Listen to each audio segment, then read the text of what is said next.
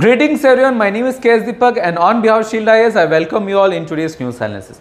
Today we will be referring to those articles which were there in the Hindu's Delhi edition. तो कौन से articles हैं वो? The first article is on the China Taiwan issue. यहाँ पे हम लोग बात करेंगे जो चाइना ताइवान इशू है वो क्या है, उसमें क्या क्या है, प्लेयर्स, कैसे वहाँ का पॉलिटिकल सिस्टम इवॉल्व हुआ है, all this things would be in the first article.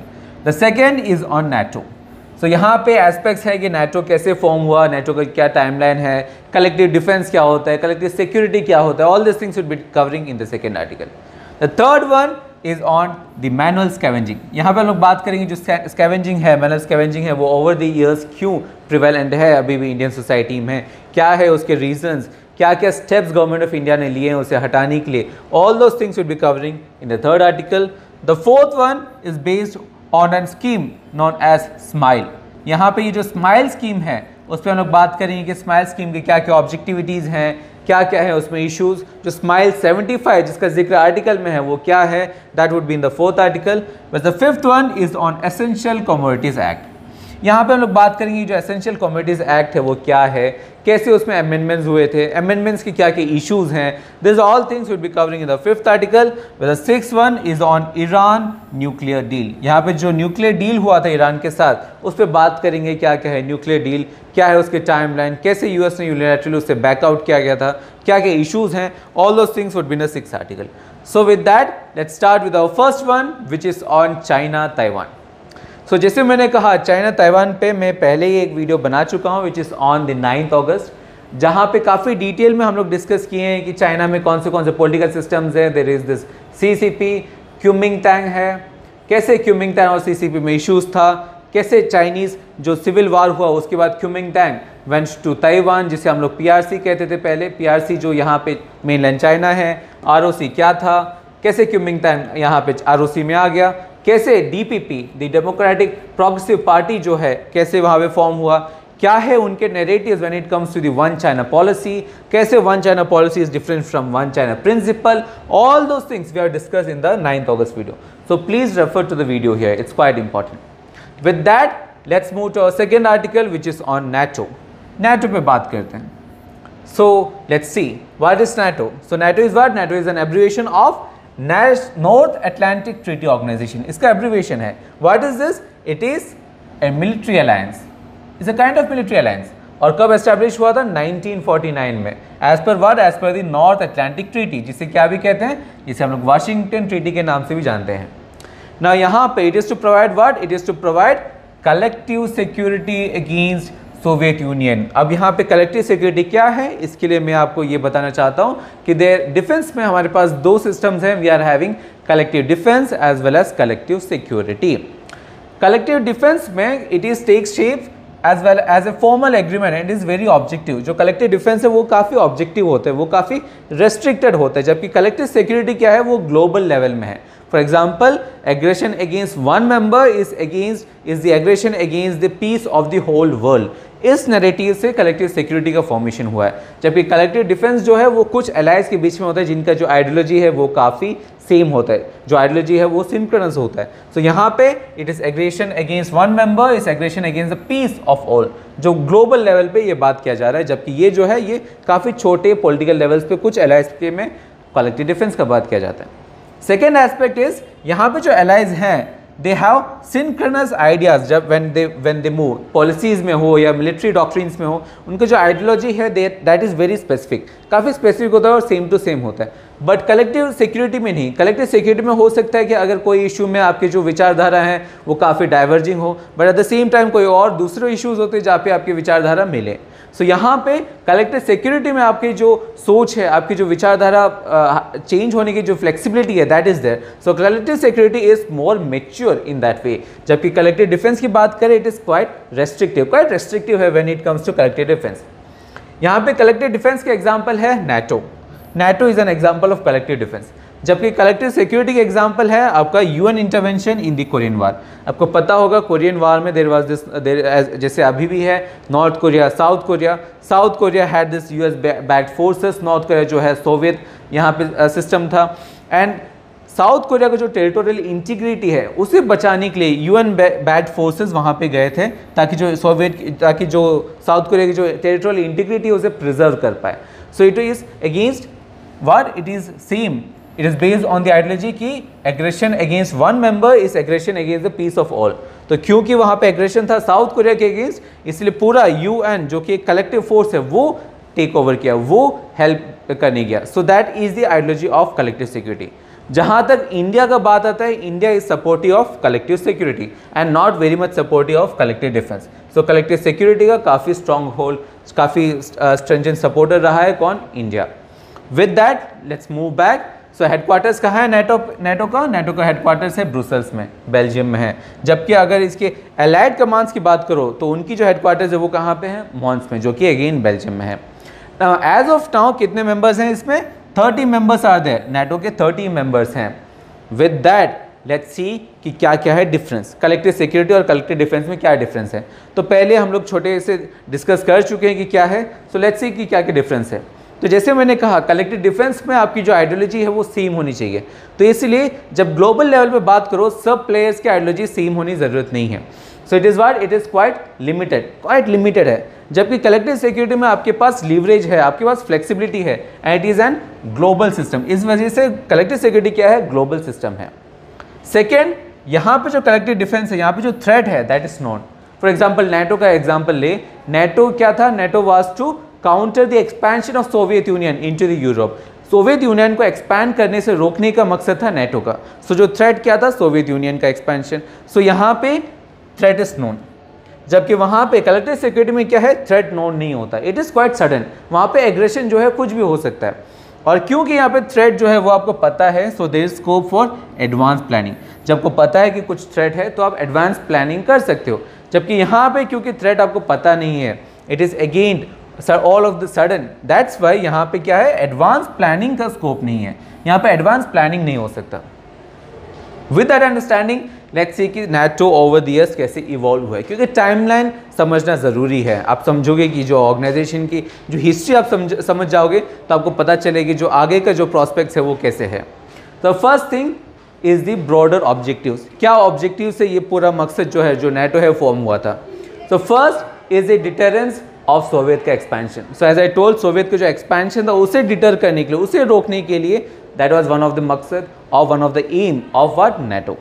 Second one is to have an nationalist militarism in the Europe. Europe में एक कलेक्टिव मिलिट्री ऑर्गेनाइजेशन बने जहाँ पे जो भी मिलिट्रीज हैं वो जुड़कर लड़े.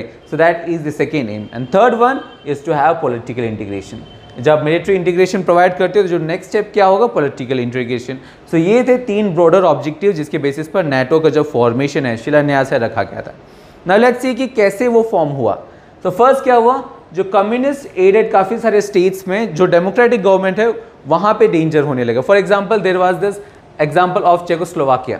वहाँ पे कम्युनिस्ट पार्टी को बैकिंग कहाँ से मिला गया, सोवियत यूनियन से. सोवियत यूनियन ने बैक किया कम्युनिस्ट पार्टी को एंड उन्होंने क्या किया, दे ओवरथ्रू द डेमोक्रेटिकली इलेक्टेड गवर्नमेंट. तो यहाँ पे आप समझ रहे हो कि जो सोवियत यूनियन है, जिनका जो सोशलिस्ट माइंडसेट है, वो किसका ओवरथ्रो कर रहे हैं, वो डेमोक्रेटिक ऑर्गेनाइजेशन को ओवरथ्रो कर रहे हैं. So this was the reason. जब यूनाइटेड स्टेट्स बैक्ड अलायंस ने देखा कि यहाँ पे Soviet Union trying to use force, they are overthrowing the capitalist force, they are overthrowing the democratic government, तो वहाँ पे क्या डिक्लेयर किया, वो they declare something known as Truman doctrine. So पहले they had this policy of isolation. कोई issue होगा तो हम लोग आइसोलेट हो जाएंगे, हम लोग उसमें नहीं पढ़ेंगे, that is the policy of isolation. तो यहाँ पे ट्रूमैन डॉक्ट्रिन में उन्होंने कहा कि we won't go back to isolation. हम लोग आइसोलेशन चूज नहीं करेंगे, हम लोग क्या करेंगे, we would have policy of containment. Policy of containment choose करेंगे. यहाँ पे कंटेन किसे करना है, जो सोवियत का एक्सपेंशन है उसे कंटेन करना है. And as per this policy of containment they had this plan known as the Marshall Plan, जिसे हम लोग ऑफिशियल लैंग्वेज में कहते हैं यूरोपियन रिकवरी प्रोग्राम. अब जब ये जो प्रोग्राम है, मार्शल प्लान है, लॉन्च हुआ तो स्टालिन ने डिनाउंस कर दिया. स्टालिन ने कहा no, this is not something development, ये डेवलपमेंट के लिए नहीं है. What is this, it is simply the dollar imperialism. ये डॉलर इंपेरियलिज्म है, it is not recovery programme और डेवलपमेंट प्रोग्राम. देन क्या हुआ, सेवरल डेमोक्रेटिक जो यूरोपियन डेमोक्रेसीज हैं वहाँ पे they came together and they asked for an military cooperation. वो चाहते थे कि एक मिलिट्री कॉपरेशन हो उनके अंदर. उसके मकसद से दे हैड दिस से एट द सेम टाइम जो सोवियत का जो एग्रेशन है वो उससे भी डरे हुए थे कि सोवियत एग्रेशन, जैसे आपने देखा चेकोस्लोवाकिया एग्जाम्पल, कहीं कोई यूरोपियन कंट्री में भी सेम चीज़ ना हो. So that's why they as for an collective security. And इस मकसद से there was a formation of national North Atlantic Treaty Organisation, that is NATO, and that was as per the North Atlantic Treaty, जो कि कब sign हुआ 1949 में. सो यहाँ पे फॉर्मेशन किसका हुआ? NATO का. उसके बाद क्या हुआ? उसके बाद ये जो ट्रीटी है यहाँ पे काफ़ी सारे आर्टिकल्स हैं. हर ट्रीटी में आपके आर्टिकल्स होते हैं. UN के जो चार्टर है उसमें भी आर्टिकल्स होते हैं. सो यहाँ पे जो मेजर इंपॉर्टेंट आर्टिकल है that is article number 5. Article number 5 कहता है, I think you guys have already heard, कि an attack, an armed attack against one should be considered as an attack against all. अगर आप NATO के कोई एक member के अगेंस्ट अटैक करते हो, एन आर्म्ड अटैक, तो सिर्फ और सिर्फ वो कंट्री रिटेलिएट नहीं करेगा, पूरा NATO as an whole would retaliate. So that is something which is written in article number 5. उसके बाद काफ़ी सारे नए अलायंसेस भी ज्वाइन हुए. फॉर एग्जांपल ग्रीस ज्वाइन हुआ, तुर्की ज्वाइन हुआ, वेस्ट जर्मनी ज्वाइन. सो ये सब काफ़ी सारे अलायंसेस, काफ़ी सारे अलाइज और बढ़ने लगे. NATO एज एन ऑर्गेनाइजेशन बड़ा होने लगा. देन क्या हुआ? NATO जब एज एन ऑर्गेनाइजेशन बढ़ने लगा तो जो सोवियत बैक फैक्शंस थे उन्होंने सोचा कि NATO यहाँ पे स्ट्रांग हो रहा है, जिसका जो मकसद है सिर्फ और सिर्फ सोवियत का एक्सपेंशन रोकना है. सो इस डर से उन्होंने क्या किया? They form the Warsaw pact in 1955. So NATO के अगेंस्ट कौन आया? वार्शो पैक्ट आया. उसके बाद इस वजह से क्या हुआ? जो जर्मनी है, जर्मनी में आपका क्या हुआ? बर्लिन वॉल, जहाँ पे जर्मनी को डिवाइड कर दिया गया. एक साइड में था US बैक्ड अलायंस, एक साइड में था सोवियत बैक्ड अलायंस. सो वो फॉर्मेशन हुआ जिसे कहते हैं हम लोग बर्लिन वॉल. उसके बाद क्या हुआ? 1978 में NATO officially defined 2 complementary aims of the alliance. क्या है? सिक्योरिटी प्रोवाइड करना एंड डिटर करना. देन क्या? देन 1979 में क्या हुआ कि वार्शो के पास न्यूक्लियर कैपेबिलिटीज आने लगे. जो वार्शो था, जिसका एम था NATO को काउंटर करना, उसके पास न्यूक्लियर कैपेबिलिटीज आने लगे. जब न्यूक्लियर कैपेबिलिटीज आ गया तो NATO ने सोचा नहीं, अभी जो काउंटरिंग ऑर्गेनाइजेशन उनके पास न्यूक्लियर कैपेबिलिटीज है जो कि हम लोग के पास नहीं है. सो विद दैट NATO ने भी एक पॉलिसी फॉर्म किया जिसे कहते हैं ड्वेल ट्रैक पॉलिसी, जिसके बेसिस पर अगर ज़रूरत पड़े तो वो न्यूक्लियर वेपन्स भी यूज़ करेंगे. So that is known as the dual track policy. उसके बाद क्या हुआ? उसके बाद end of cold war there was disintegration of USSR टूट गया इन 1991. जैसे यूएसएसआर टूट गया, जो वार्शो पैक्ट था वो भी डिसॉल्व हो गया. जब वार्शो पैक्ट और ये सब जो है ये टूट गए तो NATO जो था, जिसका खाली मकसद ये था कि जो सोवियत का एक्सपेंशन है वो रोके, तो वहाँ पे जब सोवियत ही नहीं तो एक्सपेंशन की कहाँ गुंजाइश है. सो विद दैट NATO को सोचने पड़ा कि कैसे वो इवॉल्व होंगे. उसमें काफ़ी सारे डॉक्यूमेंट्स जो कि रिसेंटली डिक्लासिफाई हुए हैं, उससे ये पता चला कि NATO का जो मैंडेट है वो एक्सपैंड कर दिया गया. जो पहले जो मैंडेट था that was one of the major mandate was to counter the USSR's expansion. USSR जब नहीं था तो एक्सपेंशन का गुंजाइश नहीं है, तो इसीलिए उनका जो मैंडेट है, मैंडेट उन्होंने एक्सपैंड कर दिया. यहाँ पे क्या ला दिए वो? Any risk related to the Euro Atlantic peace. For example ethnic conflicts हो सकते हैं, पॉलिटिकल ऑर्डर का कोलैप्स हो सकता है, इकोनॉमिक डिस्ट्रेस हो सकता है, या सिक्योरिटी इश्यूज हो सकता है. तो जो मैंडेट है, मैंडेट बढ़ा दिया गया. उसके बाद क्या हुआ? उसके बाद 9/11 हुआ. I think we all know कि 9/11 में क्या हुआ, जो वर्ल्ड ट्रेड सेंटर के साथ हुआ, al Qaeda, Osama bin Laden, all those things. तो इसमें इनको पता चला कि जो नॉन स्टेट एक्टर्स हैं, नॉन स्टेट एक्टर्स के पास इतने कैपेबिलिटीज़ आ गए हैं. एट द सेम टाइम इन्होंने ये भी रियलाइज़ कर लिया कि दुनिया के कोई और छोर में अगर कोई चीज़ हो जाए, दुनिया के और कोई कोने में कोई और चीज़ हो जाए, तो वहाँ की जो रिपरकशंस है वो आप US में भी फील कर सकते हो. रिपरकशंस जो है वो आप घर में भी फील कर सकते हो, राइट. तो ये मकसद से जब ये इशू हुआ तो इन्होंने क्या किया? For the first time in the history they invoked article 5. For the first time in the history they invoked article 5. Article 5 I think you all know कि attack on one is considered attack on all. और इस मकसद से 9/11 के बाद they had this operation enduring freedom. Operation enduring freedom के basis पे US based जो फोर्सेस हैं वो कहाँ पे गए? अफगानिस्तान में गए, with the aim of denying al Qaeda, with the aim of dismantling the terrorist networks. First al Qaeda को काउंटर करने गए थे, फिर उसके जो वार है वो अगेंस्ट तालिबान हुआ, and we all know what happened later on. So this is how the NATO has evolved over the years. With that, let's move to our third article, which is on the manual scavenging. यहाँ पे देखते हैं manual scavenging क्या है. So manual scavenging is one of the cruelest acts जो कि है. यहाँ पे क्या होता है? It is a practice of removing human excreta by hand from sewers और सेप्टिक टैंक्स। लोग सेप्टिक टैंक्स पे उतरते हैं और जो ह्यूमन एक्सक्रीटा है उससे वो हटाते हैं, उसे साफ करते हैं। अब ये जो सेप्टिक टैंक्स होते हैं वहाँ पे काफ़ी सारे टॉक्सिक गैसेस होते हैं जो कि जमा हो जाते हैं, और लोग क्या होते हैं जब भी आप सेप्टिक टैंक्स में उतारते हो वो मर जाते हैं, क्योंकि इनके पास प्रोटेक्टिव गियर नहीं है। ये खुले आम ऐसे घुस रहा है, he is not having any protective, ना ऑक्सीजन सिलेंडर है, ना सैनिटेशन के कोई पीपीई किट है, कुछ नहीं है इनके पास, और इस वजह से उनका हेल्थ इश्यूज तो होता ही है, और एट द मोस्ट वो डेथ भी फेस कर सकते हैं। So that is something which is there. So क्या है, क्यों ये प्रिवेलेंट है इंडियन सोसाइटी में, इंडिया में क्यों अभी भी ये प्रिवेलेंस है? सो let's C. So prevalence of manual scavenging. So first कुछ सर्वे में ये पता कर दिया गया कि जो इग्नोरेंस है, ignorance is one of the reasons.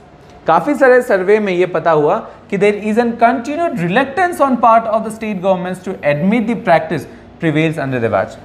जब आप आंख बंद करके अब जहाँ मान लेते हो कि आपके पास आपके साथ कोई गलती हुई नहीं है, आप कोई गलती कर ही नहीं रहे हो, तब गलती कैसे सुधारोगे? तो यहीं पे भी वही हुआ, there is an reluctance on the part of state governments कि वो मानते ही नहीं कि उनके अंदर ऐसा कुछ मैनुअल स्कैवेंजिंग का इश्यूज हो रहा है, या मैनुअल स्कैवेंजिंग के पास मैनुअल स्कैवेंजिंग के थ्रू डेथ हो रहा है। तो जब आप मान ही नहीं रहे होगा तो आप कैसे उसे प्रिवेंट कर पाओगे? सो that is the first issue. Second issue is that काफ़ी सारे लोकल बॉडीज जो हैं वो जो मैनुअल स्कैवेंजिंग है, जो वर्क है, जो सीवेज ट्रीटमेंट जो है, सीवेज को क्लीन करने का जो वर्क है, उसे क्या करते हैं, उसे आउटसोर्स कर देते हैं, कोई थर्ड पार्टी को दे देते हैं। जब आप कोई थर्ड पार्टी को दे देते हो, आप प्राइवेट काउंटर पार्ट्स को अला देते हो, तो there is an issue of exploitation. So there comes the issue of exploitation of unskilled labours. So that is the second issue. Third issue, it is not purely economic. ये सिर्फ poverty में नहीं, ऐसा नहीं कि सिर्फ और सिर्फ गरीब, ऐसे सिर्फ नहीं है कि ये सिर्फ और सिर्फ पॉवर्टी में है। There is also an social aspect to it. यहाँ पे जो कॉनोटेशन है वो सोसाइटी का भी है। क्यों?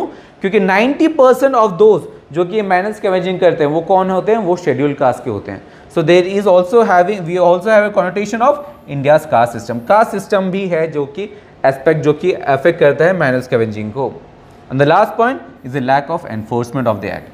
काफ़ी सारे act over the years government of India ने लाए हैं, सुप्रीम कोर्ट ने भी काफ़ी सारे चीज़ सुनाए हैं, काफ़ी सारे स्कीम्स भी लॉन्च किए हैं, पर जहाँ पे आपके पास एक्ट्स हैं, जब आप इम्प्लीमेंट ही नहीं करोगे तो कैसे आपको कोई जो अचीवमेंट है, जो ऑब्जेक्टिव है, फुलफिल होगा? So India is having an paralysis of implementation. जो पॉलिसीज़ हैं, पॉलिसीज़ काफ़ी अच्छे होते हैं पर आप इम्प्लीमेंट नहीं कर पाते हो, इम्प्लीमेंटेशन में इशू होता है। So that is one of the issues, lack of enforcement of the act. With that let's see कि क्या क्या steps over the years government of India ने लिए हैं। तो first step was the act of 1993। 1993 में एक एक्ट बनाया गया जिसके बेसिस पे जो मैनुअल स्कैवेंजिंग है, जो कि ड्राई लैट्रिन साफ करने का था, उसे प्रोहिबिट करने का एक्ट था इन 1993। देन आप जैसे देख रहे हो यहाँ पे, it was only purely on construction of dry scavenging of the dry latrines. इसका जो मैंडेट है, जो मैनुअल स्कैवेंजिंग का डेफिनेशन है, वो सिर्फ और सिर्फ ड्राई लैट्रिन को नहीं रख के हम लोग उसे और बढ़ा दिए। कब? 2013 में। As you can see the prohibition of employment as manual scavengers and the rehabilitation act. इस एक्ट के बेसिस पे पहले हम लोग सिर्फ और सिर्फ ड्राई लैट्रिन के अगेंस्ट हम लोग देखते थे, ध्यान देते थे। यहाँ पे जो मैंडेट है उसे और बढ़ा दिया गया। काफ़ी और एस्पेक्ट, इनसैनिटरी लैट्रिन्स हो गया या ड्रेन्स हो गए, पिट्स हो गए, सब चीज़ों को इसमें इंक्लूड कर दिया गया ताकि कोई फैक्शन छूटा ना रहे। फिर क्या हुआ? फिर we had the building and maintenance of insanitary latrines act 1913। इसके बेसिस पे कंस्ट्रक्ट करना ही आउटलो कर दिया गया। कंस्ट्रक्ट करना ही नहीं, सिर्फ और सिर्फ अगर आप कोई हायर करते हो मैनुअल स्कैवेंजिंग के लिए तो वो चीज़ भी क्या कर दिया गया? आउटलो कर दिया गया as per this act of 2013। With that we also had the prevention of atrocities act.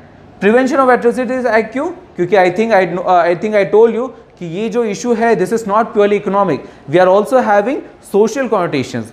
जो 90% ऑफ पीपल कौन है? वो शेड्यूल कास्ट से आते हैं, तो उन पे एट्रोसिटीज़ ना हो, उन पे कोई जुल्म ना हो, इस वजह से प्रिवेंशन ऑफ एट्रोसिटीज़ एक्ट भी लागू कर दिया गया। With that we also had the Safai Mitra सुरक्षा चैलेंज। इसके बेसिस पर एक चैलेंज था जो कि सेंटर ने लॉन्च किया, जहाँ पे हर स्टेट को एक चैलेंज के तौर पर क्या करना था? जो भी सीवर क्लीनिंग है उसे मैकेनाइज करना था।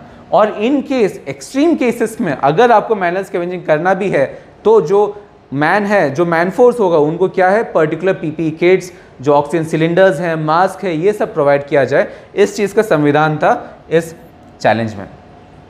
With that we also had the Swachhata Abhiyan app. ये जो ऐप है इसके बेसिस पर जियो टैगिंग किया गया। अब जियो टैगिंग क्यों इंपॉर्टेंट है? जब आप फॉर्म, जब आप इंफॉर्मेशन देते हो, जब जियो टैग करते हो, you make the data available to scrutinise. आप स्क्रूटिनाइज करने के लिए डाटा देते हो, काफ़ी सारे एनजीओ, सिविल सोसाइटीज़, काफ़ी सारे और एकेडमिशियंस क्या कर सकते हैं, वो डाटा को यूज़ कर सकते हैं और क्वेश्चन कर सकते हैं, जो गवर्नमेंट पे जवाबदेही है वो बढ़ेगा। सो इस मकसद से ये जो स्वच्छता अभियान ऐप है, यहाँ पे जियो टैगिंग का भी जो नोशन है वो भी ला दिया गया। विद दैट 2014 में सुप्रीम कोर्ट ने भी कहा कि 1993 से जितने भी लोग हैं जो कि मरे हैं सीवेज क्लीनिंग से, उन्हें क्या करें, उन्हें कंपनसेशंस प्रोवाइड करें। So this are the steps जो कि गवर्नमेंट ऑफ इंडिया ने as well as other state, other जो मशीनरीज हैं सुप्रीम कोर्ट ने भी जो लिए हैं over the years to tackle the menace of manual scavenging. With that let's see the 2 schemes जो कि यहाँ पे आर्टिकल में मेंशन है। 2 स्कीम्स का मेंशन है यहाँ पे। The first mention is about Amrut and the second one is about Namaste. So Amrut क्या है? So Amrut is abbreviation of Atal mission for regeneration and urban transformation. यहाँ पे ये डिसाइड किया गया कि हम लोग 500 सिटी चूज करेंगे, वो सिटीज जहाँ पे जो पॉपुलेशन है वो 1 लाख से ऊपर होगा और वहाँ पे म्यूनसिपालिटीज होंगी, नोटिफाइड म्यूनसिपालिटीज होंगी। ये इस 500 सिटीज में क्या करेंगे, हम लोग क्या करेंगे, यहाँ पे proper supply of water provide करेंगे, सीवेज कनेक्शन प्रोवाइड करेंगे, ग्रीनरी एज वेल एज जो एम्यूनिटीज हैं उसे प्रोवाइड करेंगे, पार्किंग स्पेस प्रोवाइड करेंगे, as well as non motorised transports के लिए, साइकिलिंग के लिए, वॉकिंग के लिए स्पेसेस प्रोवाइड करेंगे। So these were the objectives of Amrut. और यहाँ पे जो नोडल मिनिस्ट्री है कौन है? नोडल मिनिस्ट्री है ministry of housing and urban affairs. Next जो स्कीम है that is Namaste. So Namaste क्या है? Namaste is abbreviation of national action plan for mechanised sanitation ecosystem. So यहाँ पे अमृत के बेसिस पे, अमृत के अंदर जो हम लोग ने 500 सिटीज़ जो चूज किए हैं, वहाँ पे जो शॉर्टलिस्ट किए हैं, उन 500 सिटीज़ में 2022 से लेकर 2026 तक क्या करने का बात है यहाँ पे? To have 0 fatalities in sanitation. Sanitation की वजह से, सैनिटेटरी वर्क के कारण कोई फैटलिटीज ना हो, कोई मृत्यु ना हो, इसे ध्यान में रखने के लिए, इसे कम करने के लिए कौन सा स्कीम लॉन्च किया गया? Namaste scheme. So I hope you have understood the Amrit and Namaste. और यहाँ पे कौन है नोडल मिनिस्ट्री? यहाँ पे 2 मिनिस्ट्रीज हैं। We are having the social justice and empowerment as well as the ministry of housing and urban affairs. So this 2 ministries are cooperating, are coordinating to launch for Namaste scheme. With that, let's move to the aspect of beggars. जो 4th article है it's about begging. यहाँ पे जो scheme है, यहाँ पे जो scheme की बात की गई है वो है स्माइल स्कीम। जैसे पहले हम लोग का था नमस्ते एज वेल एज अमृत, यहाँ पे जो जिक्र किया गया दैट इज ऑन स्माइल। तो smile is an abbreviation of support for marginalised individuals for livelihood and enterprise. And यहाँ पे क्या है? It is an central sector scheme and for what? For comprehensive rehabilitation of persons engage in begging. जो भी begging कर रहे हैं उन्हें कॉम्प्रिहेंसिवली रिहैबिलिटेट करने का स्कीम है। और यहाँ पे इस बेसिस पे अगर उनको कोई शेल्टर प्रोवाइड करना है तो शेल्टर दिया जाएगा। ये सब का प्लान है, ये सब का ऑब्जेक्टिव था स्माइल के अंदर। यहाँ पे जो है इनिशिएटिव जो कि आर्टिकल में है, उसे कहते, आर्टिकल में जो इनिशिएटिव का जिक्र है दैट इज स्माइल 75। स्माइल 75 क्या है? स्माइल 75 के अनुसार हम लोग 75 म्यूनसिपालिटीज चूज करेंगे, 75 म्यूनसिपल कॉर्पोरेशंस, और वहाँ पे हम लोग क्या करेंगे? ये जो कॉम्प्रिहेंसिव रिहैबिलिटेशन का बात किया गया है, ये रिहैबिलिटेशन को हम लोग एंगेज करेंगे, ये रिहैबिलिटेशन को हम लोग ये 75 म्यूनसिपल कॉर्पोरेशंस में लागू करेंगे। तो that was the aim of smile 25। और यहाँ पे जो नोडल मिनिस्ट्री कौन है? Ministry of social justice and empowerment. With that let's move to our states. अब ये जो स्टेटस है इट इज़ क्वाइट इंपॉर्टेंट। अगर आपको मेंस में कोट करने के लिए आपके लिए काफ़ी एडवांटेज होगा। सो फर्स्ट, जो सबसे ज़्यादा जो बेगर्स हैं वो कहाँ पे देखा गया है? That is in West Bengal. Now this is 2011 का सेंसस के बेसिस पे है। वेस्ट बंगाल में सबसे ज़्यादा बेगर्स था एंड उसके बाद Uttar Pradesh and third was in Bihar. 3rd number पे बिहार है। यहाँ पे यूनियन टेरिटरीज की बात करें तो सबसे ज़्यादा कहाँ पे था? दिल्ली में, और 130 बेगर्स के करीब था सिर्फ और सिर्फ चंडीगढ़ से। So this is as per 2011। अभी जो डाटा है वो चेंज हो सकता है। एंड अगर आप नॉर्थ ईस्टर्न स्टेट्स की बात करो तो वहाँ पे सबसे ज़्यादा कहाँ पे था? आसाम में, और सबसे कम था मिजोरम में। With that let's move to next article which is on essential commodities act. यहाँ पे देखते हैं कि जो एसेंशियल कमोडिटीज एक्ट है वो क्या है। So first it came into force in 1955 और क्या के लिए? ये to manage the supply, distribution and production of commodities termed as essentials. जिस टर्म्स को, जिस इश्यूज़ को आप, जिस चीज़ों को आप एसेंशियल घोषित कर देते हो, उनको मैनेज करना, डिस्ट्रीब्यूट करना और स्टोर करने का जो कैपेसिटी है वो किसके पास आ जाता है? सेंट्रल गवर्नमेंट के पास आ जाता है इस एक्ट के बेसिस पर। एंड यहाँ पे अगर सेंट्रल गवर्नमेंट कोई लिमिट सेट करता है स्टॉक होल्डिंग का, सो वो जो लिमिट है वो किसे देते हैं, वो लागू करने के लिए दे देते हैं स्टेट्स को, और स्टेट्स का काम बनता है कि वो जो ये लिमिट्स है उसे लागू करें। Again but there is an discretion, it is the discretion of the states, ताकि वो रेस्ट्रिक्शंस लगाए कि नहीं। बट अगर रेस्ट्रिक्शंस लगाए जाते हैं स्टेट्स के थ्रू, तो इन दैट केस जो भी कल्प्रिट्स होंगे जो कि ये स्टॉक लिमिट्स को वो वहाँ पे तोड़ रहे हैं या जो लिमिट्स है उसे फॉलो नहीं कर रहे हैं, वहाँ पे दे आर पनिशेबल, जो कल्प्रिट्स है वो पनिशेबल है। सो दैट इज समथिंग जो कि एसेंशियल कमोडिटीज़ हैं। फॉर एग्जांपल कोविड के टाइम पे जो सैनिटाइजर्स थे, जो मास्क थे, ये सब एसेंशियल्स घोषित कर दिए गए थे, तो इसलिए उनकी जो प्राइसेस है वहाँ पे रेगुलेट हो गया। अदरवाइज स्टॉक होल्डिंग होने के कारण जो मास्क थे जो कि 10 रुपये का मिलता है, 5 रुपये का मिलता है, वो उस टाइम पे 200-300 रुपये तक जाता था। सो that is the issue, that is the aspect of essential commodities act. Now let's see कि क्या क्या अमेंडमेंट्स किए गए हैं 2020 में। सो फर्स्ट अमेंडमेंट वाज कि जो कमोडिटीज़ हैं जिसे हम लोग एसेंशियल घोषित करेंगे, उसकी डेफिनेशन वो कौन से केसेस में घोषित करेंगे, वहाँ पे सर्कमस्टांसेस को कम कर दिया गया। अब सिर्फ और सिर्फ कुछ सर्कमस्टांसेस जिसके बेसिस पे हम लोग जो एसेंशियल कमोडिटीज़ है उसे हम लोग डिक्लेयर कर पाएंगे, जो डेफिनेशन है उसे छोटा कर दिया गया। सेकेंड इशू ये है कि जितने भी रेगुलेशंस फर्दर किए जाएंगे फ्यूचर में, that would be based on the price also. अगर पेरिशेबल गुड है, फॉर एग्जांपल हॉर्टिकल्चर प्रोड्यूस है, इन दैट केस अगर उसके जो दाम है वो 100 गुना बढ़ जाते हैं, तभी हम लोग किसे लाएंगे, एसेंशियल कमोडिटीज एक्ट है।